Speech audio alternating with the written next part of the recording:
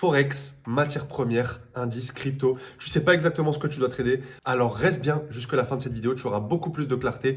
Qui je suis pour parler tout simplement un trader rentable depuis 2016. Et d'ailleurs, au passage, j'accompagne les traders non rentables, donc ceux qui crament leurs capitaux et qui font n'importe quoi sur les marchés, grosso modo, à devenir justement rentables. Ok?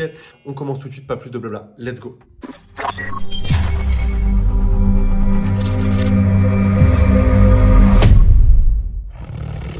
Le premier argument, ça va être tout simplement la volatilité.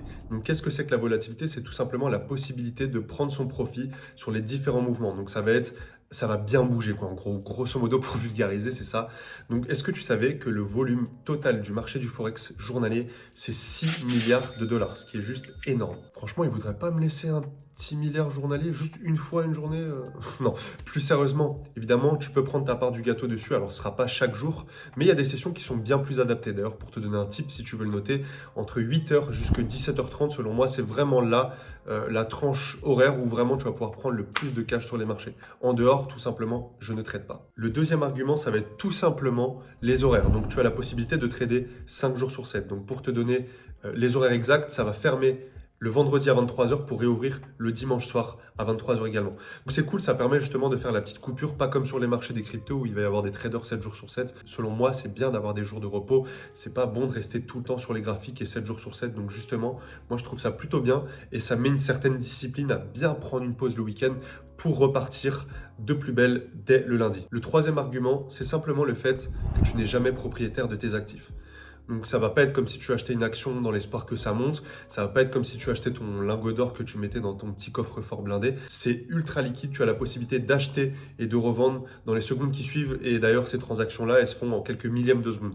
Donc t'en fais pas, c'est extrêmement liquide, tu auras toujours des acheteurs, toujours des vendeurs, quoi qu'il arrive. Quatrième point, c'est tout simplement le fait qu'on est sur un marché qui est un minimum régulé. Évidemment, il y a des institutions financières qui sont dessus, donc tu t'en doutes bien, voir des plus 30%, comme on voit sur certaines crypto-monnaies, ou des moins 40 d'un coup, non, c'est pas possible. Alors évidemment, des fois, il y aura exception à la règle sur certaines paires exotiques, notamment le lira turc, donc la monnaie turque.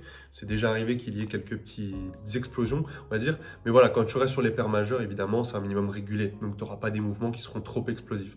Cependant, il y a quelque chose d'important à prendre en considération, ça va être les annonces économiques. Et je t'invite vraiment à utiliser le site Investing, c'est vraiment le meilleur. Tu vas dans la section calendrier économique, c'est pas payant. Tu mets les annonces qui sont avec 3 taureaux. Ça, au moins, tu pourras filtrer et voir par rapport à tes sessions de trading quand est-ce que va arriver un gros événement ou alors une annonce qui va tout simplement donner un impact important sur les différentes paires de devises que tu comptes trader. Le cinquième point, ça va être tout simplement les commissions ou spread, tu les appelles comme tu veux. Et pour être un trader qui est aussi sur les matières premières, je peux te dire qu'il y a une sacrée différence entre le Forex et les matières premières. Pareil pour les indices boursiers, pareil pour les crypto-monnaies. Alors évidemment, il y a des brokers qui sont adaptés à certains actifs, mais je veux dire de manière générale, le Forex va être plus ou moins raisonnable en termes de commission spread. Pour conclure, je dirais que le Forex, c'est la simplicité et c'est comme ça que je le vois depuis le début. Et voilà, on est dans un business où on ne cherche pas forcément la complexité, mais bien au contraire, on veut quelque chose qui est efficace et qui a fait ses preuves déjà depuis plusieurs années.